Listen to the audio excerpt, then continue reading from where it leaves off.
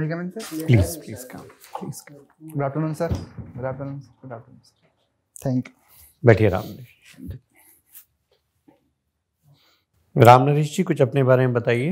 Yes sir, जैसा कि मेरा नाम रामनरेश मीना है, मैं राजस्थान के करौली ज़िले से बिलोंग करता हूँ। और सर मेरी हॉबी है राजस्थानी क्यूजिन कुकिंग और जो लोकल फोक सॉन्ग होता है वहाँ पर पद दंगल। उसके अलावा सर मेरी जो शिक्षा में मैंने बीए किया है और सर हिंदी साहित्य से मैंने मास्टर्स किया है और नेट जेआरएफ किया है। तो अभी आप कहीं पर पढ़ा रहे हैं? नहीं सर, अभी तो मैं तैयारी कर रहा हूँ सर। अभी तैयारी कर रहे हैं। तो नेट जेआरएफ सिर्फ सेफ्टी के लिए दिया है आपने अपने?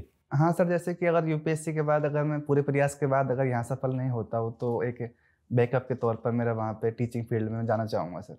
अच्छा। करौली बहुत फेमस है राजस्थान में, किस लिए? सर करौली सर 3-4 वजह है उसकी। एक तो सर यहाँ पे कैला देवी माता का मंदिर है जो काफ़ी प्रसिद्ध है। उसके अलावा वहाँ का जो लाल पत्थर है वो सर काफ़ी प्रसिद्ध है वहाँ पर। जैसे कि सर जो हाल ही में जो अयोध्या में मंदिर बना है तो वहाँ पर भरतपुर करौली का जो पत्थर है वहीं से यूज़ किया गया है। उसके अलावा सर वहाँ पर मेहंदीपुर बालाजी का एक मंदिर है जो दौसा और करौली की सीमा पर पड़ता है। साथ में सर वहाँ पर चंबल नदी निकलती है वहाँ के जो पूर्वी भाग से, तो सर उसके लिए भी थोड़ा फेमस है वो। उसके लिए फेमस है। करौली माता का जितनी भी ये जनरली देखा गया है जो देवियाँ हैं ये जहाँ ट्राइबल क्षेत्र रहे हैं वहाँ पर ज़्यादा हैं। जी सर। तो कौन सी ट्राइब से मेनली जुड़ी हुई हैं करौली माता? जी सर।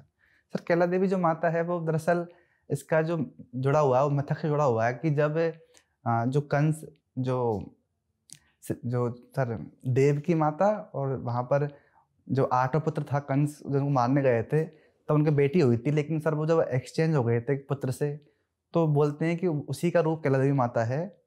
तो सर वहाँ से माना जाता है कैला देवी माता को, जो कि मीना ट्राइब जो होती है उसके माता के रूप में उसको माना जाता है सर। अच्छा, मीना ट्राइब से जुड़ी हुई हैं।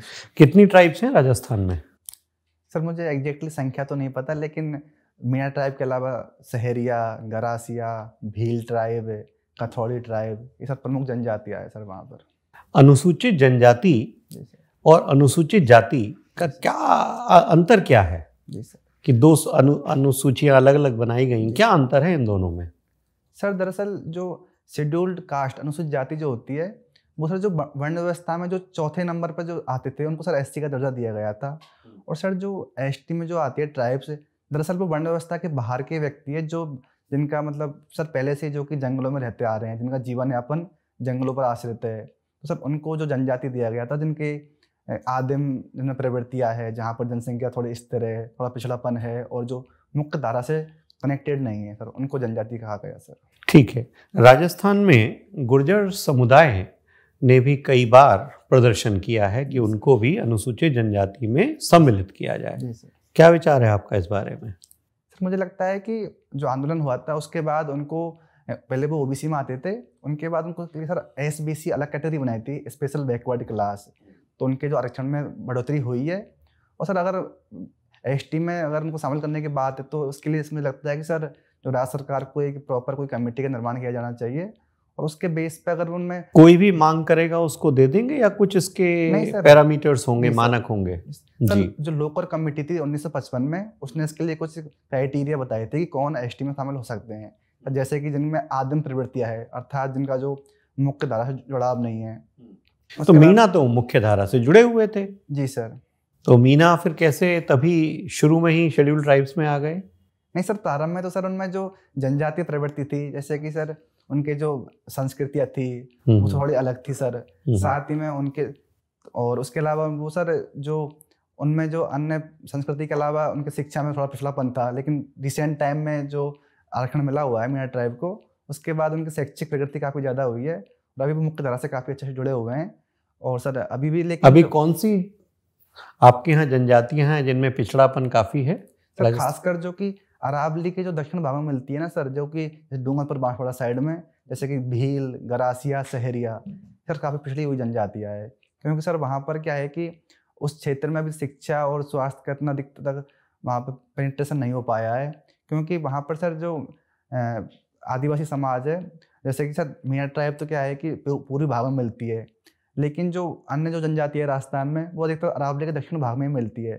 तो वहाँ पर कहीं ना कहीं जो पिछड़ापन है सर उन्हें बना हुआ है, उसके लिए गवर्नमेंट सर प्रयास भी कर रही है। ठीक है, थैंक यू सर। मीना क्यों मतलब कास्ट का नाम रखा गया, इसके पीछे क्या इतिहास है? इतिहास है इसके पीछे? सर जहाँ तक मैंने इस बारे में पढ़ा है सर, जो मीन होता है सर उससे उसकी उत्पत्ति हुई है। मीन अर्थात मत्स्य, जो मछली के नाम से जाना जाता है सर। तो सर वो मतलब कहीं ना कहीं भगवान विष्णु के नाम से उसको जोड़ा जाता है कि वहाँ से बना है। तो सर इतनी जानकारी है सर। जी सर। आपने अपने जो हॉबीज में लिखा है राजस्थानी सॉन्ग्स। हाँ सर, जो मेरे क्षेत्र का एक लोकल फोक सॉन्ग होता है पद्दंगल, मीना ट्राइब का, तो सर वो मतलब सुनना मेरी हॉबी है सर। सुनना या गाना? नहीं सर, उसके लिए गाने के लिए उसको अकेले नहीं गा सकते, उसके लिए पूरा एक सामूहिक रूप में गाया जाता है। तो सर इसलिए तो राजस्थानी फोक सॉन्ग का मतलब सिंगर जो है कौन कौन से हैं? जी सर पद्दंगल के जो प्रमुख सिंगर में तो सर जो वहाँ के लोकल मीणा टाइप के है कि झंडू राम मीणा, उसके अलावा धबले राम मीणा, और सर उसके अतिरिक्त बत्तीलाल मीणा। तो सर फेमस सिंगर है उनके सर। तो ये घूमर जो है वो कहाँ का है? राजस्थान का ये भी घूमर? सर घूमर एक लोक नृत्य है। तो सर वो खासकर जो राजपूत जो महिलाएं होती है सर, उनमें महिलाएं घूमर नृत्य करती है, जो कहीं ना कहीं राजस्थान की एक पहचान बना हुआ है सर अभी का। आपने भारत का संविधान तो पढ़ा ही होगा? जी सर। उसमें भारत के नियंत्रक महालेखा परीक्षक का है। जी सर। तो उनके बारे में क्या प्रावधान है? जी सर संविधान के सर आर्टिकल 148 में सीएजी का प्रावधान है सर। तो जो कि जो भी भारत सरकार के जो भी खाते होते हैं, जैसे विनियोग खाता, संचित निधि खाता, सर उनकी वो ऑडिटिंग करता है, और उसके आधार पर जो रिपोर्ट होती है सर वो संसद में रखाई जाती है और उस पर डिबेट होती है। और साथ ही वो अपने आर्थिक व्यय को कम करने संबंधी सुझाव भी देता है। और साथ ही जो एक संसदीय कमेटी होती है, जैसे कि सर पब्लिक अकाउंट कमेटी, उनके साथ सर वो कोऑर्डिनेशन करता है, और जो कि पब्लिक एक्सपेंडिचर होता है उसको रैशनलाइज करने पर बल देता है सर। लेकिन संविधान में इनका स्वतंत्र रूप रखने के लिए ये स्वतंत्र है। जी सर। इसके लिए क्या प्रावधान है? जी सर। उसकी स्वतंत्रता की बनी है मतलब? जी सर एक तो उनको पद से हटाने के लिए उनको सुप्रीम कोर्ट के द्वारा ही, जिस तरह से सुप्रीम कोर्ट को हटाया जाता है जजों को, उसी बेस पर हटाया जा सकता है। उनको सरकार के द्वारा नहीं हटा सकता। वो प्रोसीजर क्या है? सुप्रीम कोर्ट के जजेस को जिस तरह हटाया जाता है सर, तो वो प्रोसीजर क्या है? वो क्या व्यवस्था है? यस क्या है सर, मैं थोड़ा समय लेना चाहूँगा इसके लिए।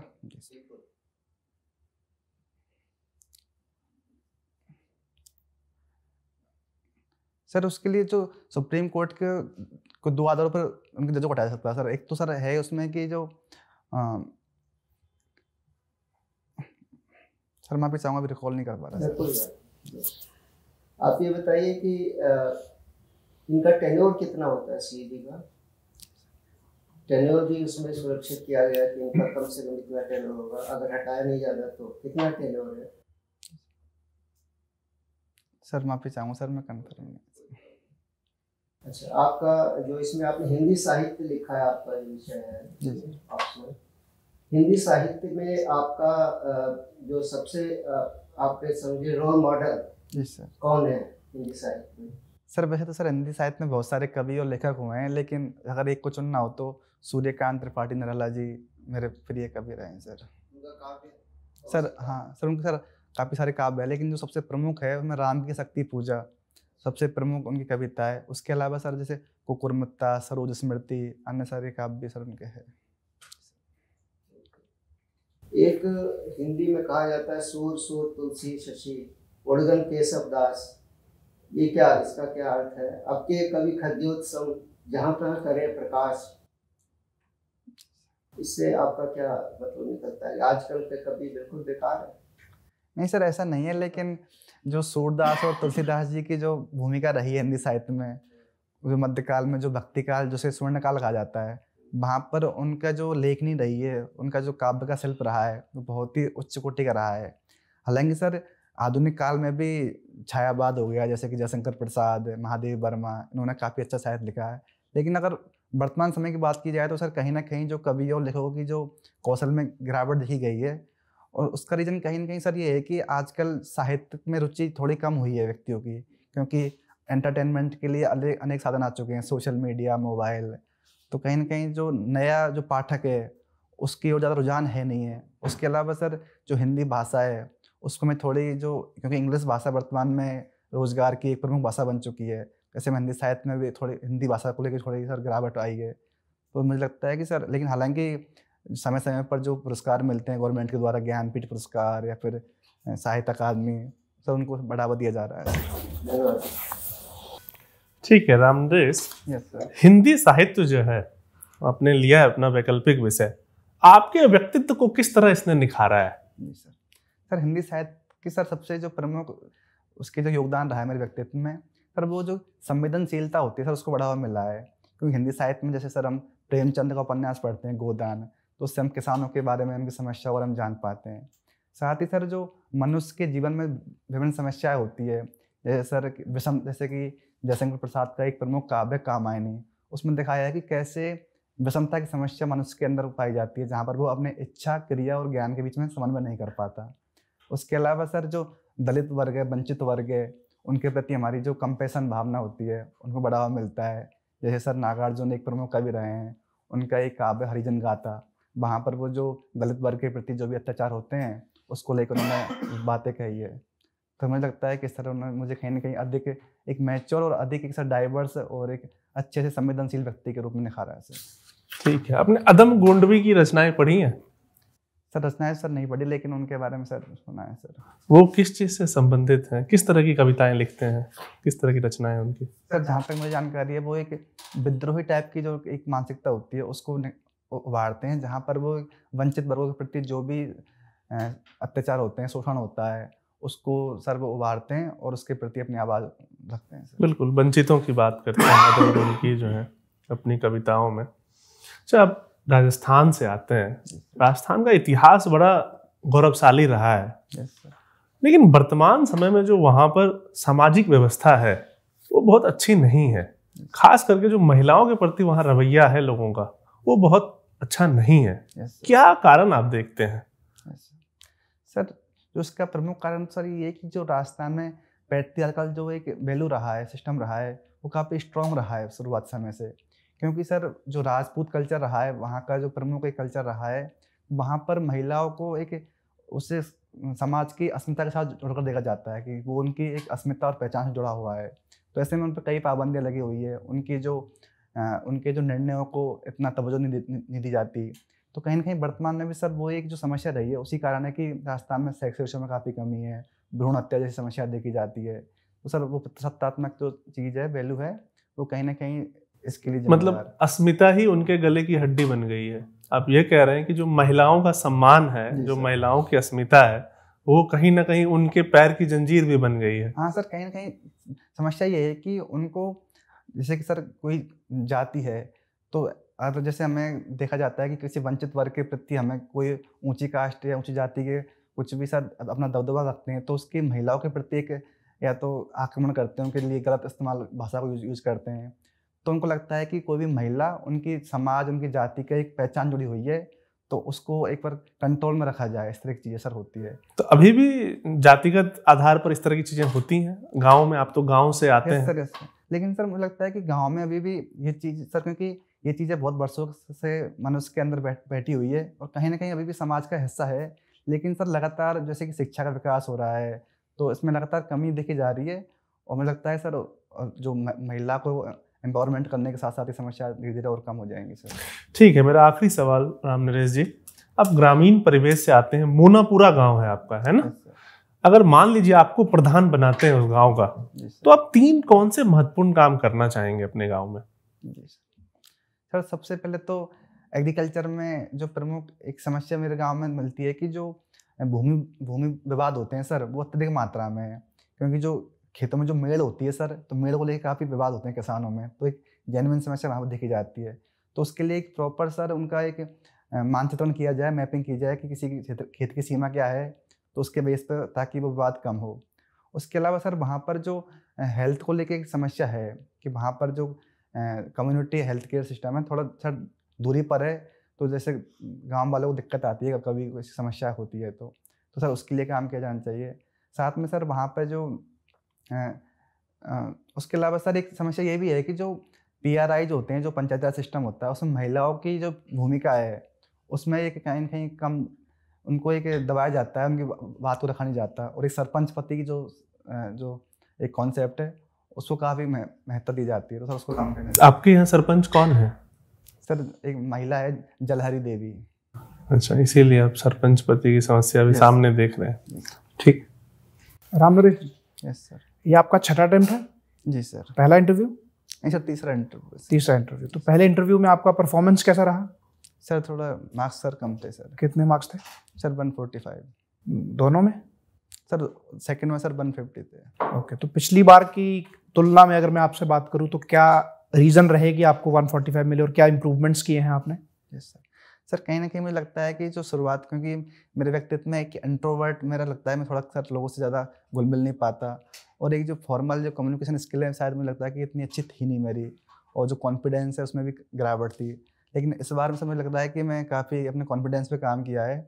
उसके अलावा जो मेरे जो डेफ में जो भी चीज़ें है, कंटेंट है, उन पर मैंने बहुत अच्छे से तैयार किया है, तो उससे मैं काफ़ी कॉन्फिडेंट हूँ। उसके तो आपने कॉन्फिडेंस को इम्प्रूव करने के लिए क्या, अगर मैं 3 स्टेप्स पूछूं आपने क्या वो 3 चीज़ें करी हैं अपने आत्मविश्वास को बढ़ाने के लिए? सर उसका सबसे मुख्य रीजन तो सर यही है कि जो मेरे मेंटल लेवल पर की जो सारी जो समस्या है वो है कि मेरे मस्तिष्क के स्तर पर थी कि मुझे कंटेंट की कमी है, मुझे नॉलेज कम है।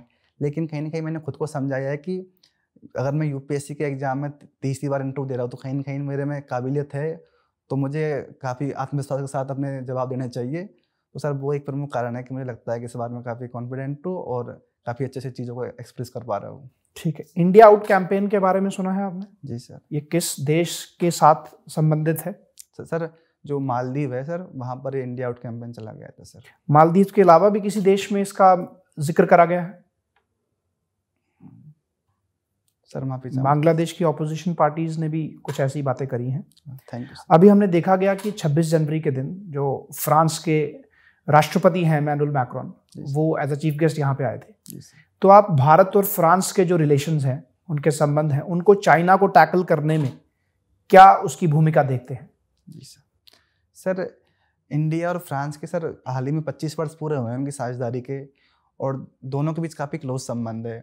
तो दोनों के बीच सर प्रमुख तो ये है कि जो इंडो पैसिफिक में एक जो इंक्लूसिव और ओपननेस जो डायलॉग होना चाहिए, उस पर दोनों बल देते हैं। जहाँ पर चीन जो बेल्ट रोड इनिशिएटिव है उसके द्वारा अपना एकाधिकार करना चाहता है। उसके अलावा सर जो UNSC में फ्रांस हमेशा से भारत का समर्थन करता है कि परमानेंट मेंबरशिप के लिए। उसके अलावा हाल ही में जो इंडिया फ्रांस के बीच में डिफेंस कोऑर्डिनेशन हुए हैं, डिफेंस और उसके अलावा AI पर बल दिया गया है। और दोनों सर की जो डेमोक्रेटिक वैल्यूज होती है उन पर बल देते हैं, जो कि चाइना के विरुद्ध कहीं ना कहीं कारगर साबित हो सकती है सर। फ्रांस अगर हम उसकी जोग्राफिकल लोकेशन देखें तो वो वेस्टर्न एंड ऑफ यूरोप पे है। जी सर। परंतु उसकी भूमिका इंडियन ओशन रीजन में काफ़ी देखी जाती है, उसका क्या रीज़न देखते हैं? जी सर।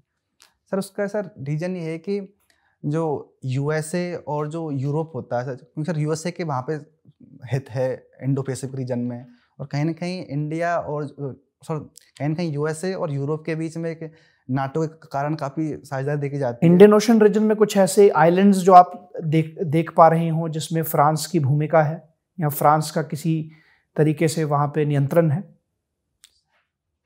सर कुछ द्वीप है, लेकिन सर उसके बारे में नाम सर उनको पता नहीं है सर।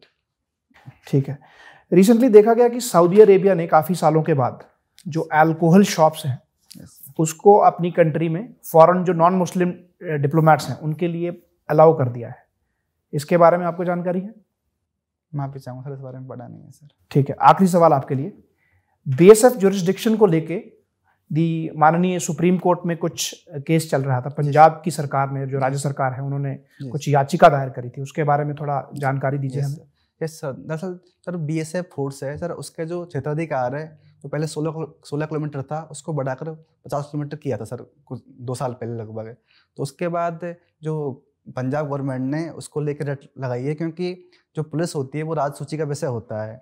तो ऐसे में उनको लगता है कि हमारे जो राज्य के में एक हस्तक्षेप है और उससे कहीं ना कहीं जो फेडरल स्ट्रक्चर है उसको एक हानि पहुंचती है। तो उसको लेके सर उन्होंने रट लगाई है कि कहीं ना कहीं सेंटर हमारे काम में सर हस्तक्षेप कर रहा है। तो आपको नहीं लगता ये ज़्यादा पॉलिटिकल इशू है, क्योंकि इसमें दोनों जो बीएसएफ है और जो राज्य की पुलिस है वो मिल के अगर कार्य करें, क्योंकि at the end of the जो इन्वेस्टिगेशन का और अरेस्ट का पावर है वो तो स्टेट गवर्नमेंट के पास ही है। जी सर जहाँ तक मैंने पढ़ा है कि दरअसल जो बीएसएफ ने जो उसका जो अधिकार बढ़ाया है उसका मुख्य कारण ये है कि सर उस क्षेत्र में जो भी इलीगल इमिग्रेशन होता है या आतंकी घटनाएं होती है इस तरह की, तो वहाँ पर बेहतर निगरानी करने के लिए उनका मुख्य मकसद सर ये था कि ये जो नियम है सिर्फ पंजाब पे लागू होते हैं, कोई और राज्य भी हैं? सर पश्चिम बंगाल में भी सर इस तरह की सर चीज़ें की गई है सर। उसके अलावा सर राजस्थान है सर, वहाँ पर भी इसका राजस्थान और जो भी पंजाब है जो भी बॉर्डर स्टेट है सर बीएसएफ वाले वहाँ पर सब जगह सर ये हो रखा है सर। ठीक है, धन्यवाद। Thank you sir. रामनरेश, ये बताइए आपकी समझ से हिंदी को नेशनल लैंग्वेज बनाना चाहिए? सर मुझे लगता है कि सर कोई हिंदी जो भाषा है वो भारत में देखे तो सर लगभग 60% लोग उसको बोलते हैं सर, उनकी सर फर्स्ट लैंग्वेज है। तो और कहीं ना कहीं हिंदी का जो भारत की जो कल्चर है उसमें एक प्रमुख जुड़ाव रहा है। और वो जैसे कि सर जो भक्ति आंदोलन हो गए या राष्ट्रीय आंदोलन हो गया, उस समय हिंदी ने एक बहुत महत्वपूर्ण भूमिका निभाई है।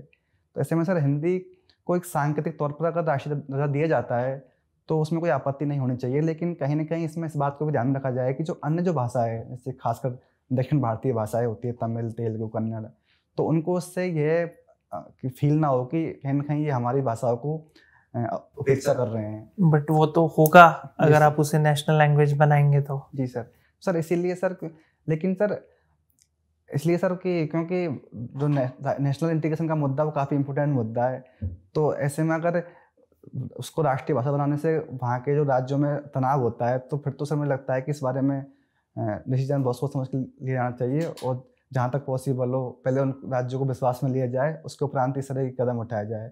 तो उसके अलावा जो तेरी भाषा फार्मूला है, ट्राई लैंग्वेज फार्मूला, वो एक प्रमुख जो प्रावधान है उस पर काम किया जाए ताकि उत्तर भारत में भी दक्षिणी भारत की भाषाओं के प्रति एक सम्मान से देखा जाए, साथ ही नॉर्थ ईस्ट की भाषा है उनके प्रति भी एक राष्ट्रीयकरण की ठीक है। ये बताइए पॉर्न वेबसाइट्स को लेके आपका क्या ओपिनियन है? क्या इनका एक्सेस अवेलेबल होना चाहिए या नहीं होना चाहिए? सर मुझे लगता है कि एक सर्टेन एज के बाद मुझे लगता है कि एक पर्सनल इंडिविजुअल चॉइस का एक मामला होता है सर, लेकिन इसमें ये ध्यान रखा जाए कि जो बच्चे हैं जो 18 साल से कम या 21 साल से कम है, तो सरकार को इस संबंध में एक प्रॉपर सर उनके जो पेरेंटिंग जो लॉ पॉलिसी में। तो अभी सरकार की पॉलिसी क्या है पॉर्न वेबसाइट्स को लेके? अलाउड है, नहीं है? सर जहाँ तक मुझे जानकारी सर वो कुछ साइट्स में सर सरकार ने बैन की थी, लेकिन अभी सर कुछ साइट्स सर अभी भी अलाउ है सर। अच्छा रामनरेश, ये बताइए आजकल हम जो मेजॉरिटी देखते हैं, अच्छा है चलो विमेन हैं, बहुत एम्बिशियस हैं, कोई सब वो भी इक्वली ही करना चाहते हैं, बट कोई भी आजकल हाउसवाइफ नहीं बनना चाहता है। तो आपको नहीं लगता ये भी एक चिंता का विषय है? नहीं सर, कहीं ना कहीं अगर कोई महिला हाउसवाइफ बनना नहीं चाहती इसका मतलब ये है कि वो मतलब अपने जो क्षमताओं का बहुत अच्छे से उपयोग करना चाहती है और वो अपने जो एक्सपोजर है उसको फिल करके अपनी क्षमताओं के अनुसार एक फाइनेंशियल इंडिपेंडेंस के रूप में अपने आप को। तो हाउसवाइफ के रोल को आप कम सिग्निफिकेंट मानते हैं? नहीं सर, सिग्निफिकेंट है, लेकिन सर उसमें समस्या ये है कि हाउसवाइफ के तौर पर महिलाओं की जो डिसीजन मेकिंग में जो सहभागिता होती है उस पर सर कहीं ना कहीं मतलब उन पर तवज्जो नहीं दी जाती है उसमें। उसके अलावा उनकी जो फाइनेंशियल इंडिपेंडेंसी होती है पुरुषों पर होती है, उससे सर कुछ समस्या है। और उनका पर जनरली हम देखते हैं कि बच्चों की परवरिश बहुत अच्छी रहती है। लेकिन सर उसके लिए कि अगर सर इसीलिए मैं बोल रहा हूँ कि अगर फाइनेंशियल कोई महिलाएं इंडिपेंडेंस रहती है तो उससे जो अपने बच्चों की हेल्थ एजुकेशन पर वो अच्छे से व्यय कर सकती है। साथ ही सर उसके अलावा वो अपने उसको पूरा अधिकार है कि वो अपने जीवन में उसको किस क्षेत्र में ग्रोथ करनी है, अपनी चॉइस लेनी है, तो डिसीजन लेनी है। तो उसके लिए यह आवश्यक है कि वो अपने हिसाब से सर शिक्षा आदि के आधार पर फाइनेंशियल इंडिपेंडेंट हो और काम करे। यदि आपका फंडामेंटल राइट वायलेट होता है तो आप कौन सी कोर्ट जाएंगे? सर उसके लिए सर सीधे सुप्रीम कोर्ट जा सकते हैं सर। और हाई कोर्ट भी जा सकते हैं? हाँ सर, हाई कोर्ट जा सकते हैं। तो आप पहले कौन सी कोर्ट में जाएंगे? सर सुप्रीम कोर्ट में जाऊँगा। ऐसा क्यों? क्योंकि सर संविधान में यह प्रावधान किया गया है कि मूलाधिकार, क्योंकि सर मूलाधिकार व्यक्ति के जो सर्वांगीण विकास का सबसे प्रमुख आधार है और वो कि जो कि डेमोक्रेसी का सर एक आधार होता है। मुझे लगता है कि कौन से आर्टिकल के अंदर आप सुप्रीम कोर्ट जाएंगे? सर आर्टिकल सर 32 के अंदर। और अगर हाई कोर्ट जाना हो तो? सर माफी चाहूँगा सर इस बारे में। जौहर का आपने सुना है? जौहर क्या है? जी सर। तो क्या है इस बताएंगे थोड़ा? सर जो राजस्थान के हिस्ट्री में सर एक विचार है कि जहाँ पर अगर कोई राजा है वहाँ का राजस्थान का जैसे, तो वहाँ पर किसी विदेशी व्यक्ति या कोई व्यक्ति उन पर अधिकार करने के लिए आक्रमण करता है, और जब वहाँ की महिलाओं को लगता है कि अब जब हमारा जो राजा है या फिर जो वहाँ का प्रमुख नेता है वो अगर हारने वाला है, तो अपनी अस्मिता को बचाने के लिए सारी महिलाएं एक साथ सर आग में अपने आप को मृत्यु के सौंप देती है, तो उसका जौहर खा गया। तो आप इसको सही मानते हैं, गलत? नहीं सर, सर बिल्कुल गलत है सर ये तो अगर उनके पास ये ऑप्शन नहीं है तो दूसरा ऑप्शन क्या है? अगर कोई विदेशी राजा आता है हाइपोथेटिकली, वैसे सर उसके लिए है कि सर जो भी वहाँ पे युद्ध होते हैं तो या तो उसमें भागीदारी किया जाए, क्योंकि दरअसल ये होता है कि सर महिलाओं को युद्ध के लिए अलाउ नहीं किया जाता है, तो उनके पास ये है कि अपनी इज्जत अस्मिता बचाने के लिए उनको ये ऑप्शन रहता है। अगर उनको युद्ध में उनको अलाउ किया जाता है तो उसके थ्रू उससे अच्छा है कि वो अपनी वीर गति को प्राप्त करे लड़ते लड़ते, न कि जौहर करके सर। और ये बताइए कि निर्भया के बाद इतने रिफॉर्म्स आए, क्रिमिनल लॉ भी चेंज किए गए, बट एनसीआरबी का डेटा देखते हैं तो रेप केसेस, ये जो सेक्सुअल ऑफेंसेस हैं वो अभी भी बढ़ रहे हैं। क्यों, क्या कारण है इसका?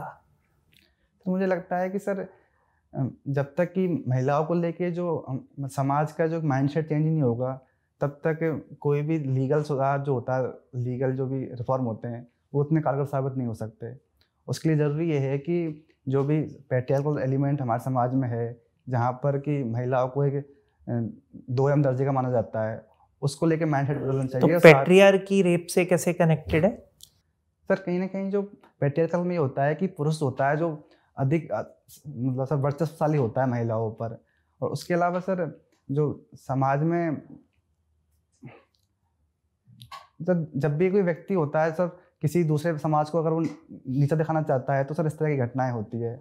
उसके अलावा जो महिलाओं के प्रति उनकी जो संवेदनशीलता है वो नहीं रहती, उनको एक सेक्सुअल एंगल के तौर पर देखा जाता है, तो सर मुझे लगता है कि वो एक उसका प्रमुख कारण। Thank you. Thank you sir.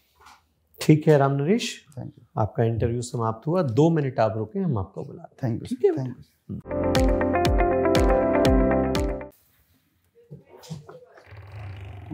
आइए आइए, बैठिए। हाँ जी, अब तो कंफर्टेबल हैं? हाँ, आप देखो खुश लग रहे हो। तब टेंशन में थे। तो कॉन्फिडेंस कैसा लगा आपको इस बार? अच्छा दिया आपने इंटरव्यू आज? सर मतलब पहले से तो थोड़ा ठीक था, लेकिन फिर भी कुछ कमियां है अभी काफी। कंधे गिरे हुए क्यों हैं? Okay sir. हाँ, आईपीएस चॉइस में भरा है? Yes sir. फिर कंधे क्यों गिरे हुए हैं आपके? ठीक है सर। कंधे, और आपको तो इन्फॉर्मेशन पूरी है अब। जी सर। ठीक है, कॉन्स्टिट्यूशन के बारे में कुछ हमारे माननीय सदस्यों का यह है कि थोड़ा पढ़ लीजिए। जी सर। क्योंकि ऐसी जो संवैधानिक पद हैं उनके बारे में तो आपको ज्ञात होना ही चाहिए, है ना? पूछ सकते हैं, पता नहीं, हाँ सर, लेकिन अगर पूछ लें तो उन पर आप ये नहीं कह पाएंगे कि ये मुझे नहीं ज्ञात है। Okay sir. और कंधे आपके गिरे हुए थे पूरे इंटरव्यू में। सर ठीक है, मैं ध्यान रखूंगा। वो ध्यान रखो, और फिर से पहुंचे हो इंटरव्यू में तो कुछ तो होगा ही आप में, है ना? कुछ तो होगा ही ना, तभी तो जा रहे हो। तो घबरा क्यों रहे हो? Okay sir. अच्छा, एक यही सूट पहन के जाएंगे या कुछ दूसरा पहनेंगे? नहीं सर, यही पहेनेंगे। शर्ट भी यही पहनेंगे? शर्ट एक वाइट शर्ट है सर, वो दूसरी, ये तो स्काई ब्लू है, एक वाइट शर्ट। अच्छा, और टाई? टाई तो सर यही रहेगी। यही रहेगी, इसे बदलो टाई को। Okay sir. ठीक है, टाई बदल लो, ग्रे कलर की ले लो बेटा कोई। ठीक है सर। ठीक है ना सर? और सॉक्स जो है ना आपके, किस कलर के हैं सॉक्स दिखाएंगे मुझे? जिस कलर की बेटा पैंट होती है ना, हाँ, उसी का शेड सॉक्स में पहना जाता है। Okay sir. ओके, ठीक है। ठीक है। तो सॉक्स और टाई लेना पड़ेगा, बाकी अच्छा है, बाकी कोई दिक्कत नहीं है। ठीक है सर। एक मोजे एसी रंग के ले लें। ठीक है सर। इसका हल्का कलर भी ले सकते हैं, लेकिन हो ब्लू ही। इसी में ये ब्लू है ना, ये ब्लैक है? हाँ सर, ब्लूइश है ना? ब्लू है सर। हाँ, ब्लूइश है ना सो? Yes sir. तो वही ले लेना, इतना लाइट ग्रे नहीं जो है। Okay sir. और टाई ग्रे कलर की ले लेना। ठीक है सर। ठीक है। बाकी और पूछो, कुछ पूछना चाहते हो घबरा क्यों रहे हो? हाँ सर, एक तो वही, उसके अलावा सर मैं थोड़ा फास्ट बोलता हूँ सर, स्पीड तो सर ज़्यादा फास्ट तो नहीं थी कहीं स्पीड बोलने की अगर जवाब में? नहीं, हमें किसी को तो ऐसा नहीं लगा कि आपकी स्पीड फास्ट थी, और सभी आपके लिए यही है कि वेल विश कर रहे हैं, लेकिन उसके लिए आपके भाई कंधे हमें ऊंचे चाहिए। बैठो, आराम से बैठो, पीछे लग के। हाँ, नहीं ये से नहीं है, पीछे अपने आप को पीछे ले जाओ ना पूरा, कमर को टिकाइए, कमर को टिका लीजिए। हाँ, चेयर के साथ सपोर्ट नहीं लेनी है। कमर टिक गई ना, फिर स्ट्रेट बैठिए। अभी तो आप छोटे हो यार, अभी अच्छे हो, अभी आधा घंटा तो बैठना है। हाँ, बिंदास पूरा बैठिए और पूरा ऊपर रखिए अपने आप को, होइए, सीधे होइए। हाँ, तन के भी नहीं, सांस रोकना मत। ये आदत बनाओ। शीशे के सामने बेटा 2-4 बार बैठो। Okay sir. और मन में घबराहट मत रखना, इवेलुएट मत करना देते समय कि कोई क्या सोच रहा है, इन्होंने क्या सोचा। कभी कभी कुछ ऐसा हो सकता है, कुछ लोग जानकर डिस्टर्ब करने के लिए मुंह बनाए, ये कैसा उत्तर दिया, तो आप उससे विचलित मत होना, वो भी आपका परीक्षण ही चल रहा है। Okay sir. ठीक है, क्योंकि जीवन में जब भी आप निर्णय लोगे तो वहां पर प्रोग्राम्ड चीजें नहीं होंगी, अनप्रोग्राम्ड होंगी। जी सर। ठीक है, पूर्ण निर्धारित कुछ नहीं होता है, अचानक कुछ होता है। तो उसी तरह जाइए, कॉन्फिडेंस से जाइए, अच्छा करेंगे आप। ठीक है, और बढ़िया से रहिए, बस कोई दिक्कत नहीं है। टाई प्रेस नहीं थी। हाँ, इस तरह की चीजें जो है ना, नहीं ये तो पहनना ही मत टाई। ठीक है सर, ठीक है। शादी हो चुकी है अभी? नहीं। नहीं सर। हाँ, तो ये तब पहन जाना। Okay sir. ठीक है, ओके सर। जब लड़की देखने जाओ तो इसे पहन जाना, प्रेस करके। पर एक्चुअली के 5-6 मौके सर इसी के दिए, तो मैं लगातार वो प्रेस नहीं कर पाया वो। नहीं, इसे पहनना ही मत ये रंग। Okay sir, okay. ठीक है, वॉयलेट कलर नहीं पहना जाता। ठीक है। वॉयलेट, पिंक, रेड, ये आपको नहीं पहनने हैं कलर्स। ठीक है, शादी करने थोड़ी जा रहे हो। हाँ सर, ओके। राइट, ठीक है, जाइए। उसके अलावा सर जो मेरे बीए में एक सब्जेक्ट है इंग्लिश लिटरेचर, हाँ सर उससे वो हर बार क्वेश्चन पूछ रहे हैं मेरे से, उसमें दिक्कत आ रही है मेरे को, क्योंकि अब इतना डेप्थ में उसको पढ़ नहीं सकता इतने अच्छे से। हाँ, तो आपने बीए में लिया था, स्पष्ट रूप से बोल दीजिए, उसमें घबरा क्यों रहे हैं? हाँ, तब साहित्य लिया था। हाँ, लेकिन सर उससे क्वेश्चन पूछते हैं, क्योंकि उनके माइंड में जो भी कोई राइटर हो गया तो वो पूछेंगे। देखो, 1-2 चीज, इतना तो यार, एक दिन में तुमने इतनी बड़ी परीक्षा पास की है, ये 1-2 कोई थिंकर्स तो देख ही सकते हो। हाँ सर, वो तो तैयार कर रखा है, बस उतना ही तैयार कर लो। Okay sir. ठीक है, ये भी पूछ सकते हैं कि इंग्लिश लिटरेचर लिया था और यहाँ पे हिंदी माध्यम में दे रहे हो, तो उसमें कोई ऐसी बात नहीं है। हाँ सर, ठीक है। और भरोसा रखिए अपने आप पे, वो पूछने तो 2 लोग आप पकड़ लो, कोई भी 2 पकड़ लो, मिल्टन हो कुछ, उनके बारे में ही पूछेंगे, उनकी पर्सनैलिटी, उनका लाइफ। वो कोई तैयार करके थोड़ी आ रहे हैं उसके लिए, वो तो बस जनरल पूछ लिया, हाँ भाई कौन पसंद है लिटरेचर में, इंग्लिश में, साहित्य में, अच्छा उसकी लेखनी में क्या है, रोमांटिसिज्म ज़्यादा है या क्रिटिसिज्म ज़्यादा है, इस तररह का कुछ भी पूछ लेंगे। इनका कहना है कि वो स्पेसिफिक नाम दे रहे हैं, वो मुझे नहीं आता। क्योंकि सर लास्ट टाइम ये होता है कि उन्होंने कोई 2 राइटर के नाम लिए थे, वो भी रैंडम, अब उनके बारे में तो बता दीजिए, नहीं तो उससे आपका इंटरव्यू खराब नहीं हुआ होगा। मत आप इससे। अच्छा, ठीक है सर। आप किसी से भी कुछ अचानक पूछ लेंगे तो जरूरी नहीं उसे आता हो, चाहे कितना भी बड़ा ज्ञानी हो। ठीक है, वही आप अपने आप को ध्यान रखिए। एक क्वेश्चन के बाद ही ये नहीं कि आपके कंधे झुक जाएं। ओके सर, ओके, ध्यान रखूंगा। उस क्वेश्चन से आपका नुकसान नहीं होगा, लेकिन क्वेश्चन के बाद रिएक्शन है उससे नुकसान होगा। क्वेश्चन में तो नहीं आता, किसी को भी हो सकता है। Yes sir. हमने भी अगर इंग्लिश लिटरेचर पढ़ा हो और आप कुछ अचानक पूछें, हो सकता है ना याद आए। Yes sir. तो ये हो सकता है, ये कोई बहुत बड़ी बात नहीं, क्योंकि आपने बीए में लिया था। Yes sir. ठीक है, और बीए इन्होंने ओपन से किया है क्या, आप ही ने किया है? सर, ओपन से किया है तो कोई दिक्कत नहीं है उसमें, पूछे तो बता दीजिए, हाँ जी ओपन से किया। सर एक क्वेश्चन उसमें है कि मैंने आईआईटी क्वालिफाई किया हुआ है, उसमें मेंशन भी है। हाँ, तो उसके बाद सर मैं वहाँ पे 1 साल रह के मैं छोड़ के आ गया था, तो इसलिए सर मैंने बीए किया है। वो तो इंजीनियरिंग छोड़ के आ गए थे? हाँ सर, रुड़की सर, हाँ इलेक्ट्रिकल इंजीनियरिंग। तो छोड़ सकते हो, उसमें कोई ऐसी बात नहीं है, रुचि नहीं बनी। हाँ, तो सर उसमें मैंने यही स्टैंड रह गया कि वहाँ पर मैं 1 साल रहा, मैंने पढ़ के देखा, तो मेरा जो घर की परिस्थिति नहीं बता सकते कुछ? सर उसको लेकर काफ़ी सर मैं कंफ्यूज हो रखा हूँ, क्योंकि सभी लोग अलग अलग एडवाइस देते हैं इसमें। नहीं, देखो सबसे आसान जो होता है वो घर की परिस्थिति होती है। अच्छा, वो सबसे आसान है, उसमें कुछ कोई ज़्यादा ना, क्योंकि वहाँ उसमें भावनात्मक पक्ष, सारे पक्ष जुड़ जाते हैं। हाँ सर। और नहीं तो ये रहेगा कि आप जो वहाँ पे चुनौतियाँ आई उनसे नहीं झेल पाए, उसके बहुत सारी चीज़ें आएंगी। तो ये सबसे आसान है। बट आपका कारण क्या रहा? कारण सर यही था कि वहाँ पे मैं टेक्निकल फील्ड में इतना इंटरेस्टेड था नहीं, मतलब पढ़ने की इंटरेस्ट नहीं था, तो मैं आ गया था। मतलब गलत निर्णय रहा आईटी में जाना। हाँ सर। और भेड़ चाल का शिकार हो गए। 11-12 आपने तैयारी की थी अच्छी, कोचिंग वगैरह भी ली थी अलग से, तभी सिलेक्शन हुआ होगा। आईआईटी रुड़की तो अच्छे नंबर पे ही है। आईआईटी के लिए तैयारी करना और आईआईटी में बीटेक करना दो अलग चीजें होती है। बिल्कुल अलग बात है। रैगिंग से परेशान हो गए थे क्या सर? रैगिंग से परेशान हो गए कुछ नहीं था, लेकिन होता ना कि अपने नहीं, रुड़की में रैगिंग है क्योंकि हाँ सर थोड़ा बहुत तो सर रहता है सर। रुड़की में है रैगिंग। यस सर, रुड़की में रैगिंग है भाई। कानपुर में सोच ये सामाजिक हाँ, जो होता है ना, ये सोशल कंडीशनिंग होती है कि जैसे अगर कोई बच्चा स्कूल में पढ़ने में अच्छा है तो ये होता है कि बच्चे को मैथ साइंस लेनी चाहिए, कहीं समाज में तो वो सब मत ले जाना उस चीज में। उस चीज में ये लगेगा कि तुम में क्लैरिटी ही बहुत कम है। ठीक है, परस्यू किया और चुनौतियों से भाग गए। Okay sir. फिर उसके लिए आपको दिया वो भी उत्तर जा सकता है, लेकिन फिर उसके बाद कंधे ऊंचे कि साहब मैंने निर्णय लिया, मुझे लगा मुझे इस फील्ड में नहीं रहना था, तो वो भी दिया जा सकता है, उत्तर में कोई दिक्कत नहीं है। लेकिन उसके बाद कई सारे क्वेश्चंस आएंगे उससे। हाँ सर। एक नहीं आएगा। और घर की परिस्थिति ऐसी बन गई, उसमें कुछ बन गई हाँ, उसमें सर कुछ पूछेंगे नहीं, फिर वो ज्यादा आगे फिर कैसे पूछेंगे? हाँ वही। भाई सपोर्ट कोई कर ही नहीं सकता था, तो शिक्षण वहाँ पे संभव ही नहीं था। आपसे ज़्यादा से ज़्यादा ये पूछेंगे स्कॉलरशिप क्यों नहीं ली, कि सर नहीं मिल पाई। आमदनी, हाँ इसीलिए सर मैंने कहा आपने आमदनी इतनी कम लिखी हुई है ना, तो वैसे अगर कोई पूछ ले आपने ये तो डेफ गया है तो 35,000 में कैसे होता है, पूछ सकते हैं ये? हाँ कैसे होता है? सर वो तो मेरे पेरेंट्स की इनकम है इतनी, लेकिन जो बड़े भैया वो जॉब करते हैं तो वहाँ से सर हेल्प मिल जाती है। शाबाश, बस ये बता लोगे ना। हाँ ये बढ़िया, ये बता लोगे आप। ठीक है।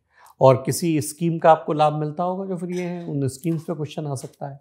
हाँ, अगर यहाँ 35,000 से आया तो उन स्कीम से क्वेश्चन आ सकता है ये। ओके सर, तैयार कर लूँगा, है ना, वो तैयार कर लेना। और इसमें कहीं पर भी कोई आप पीछे मत जाओ कॉन्फिडेंस में। Okay sir. कहीं पर भी इसमें पीछे मत जाओ कि कोई दिक्कत है।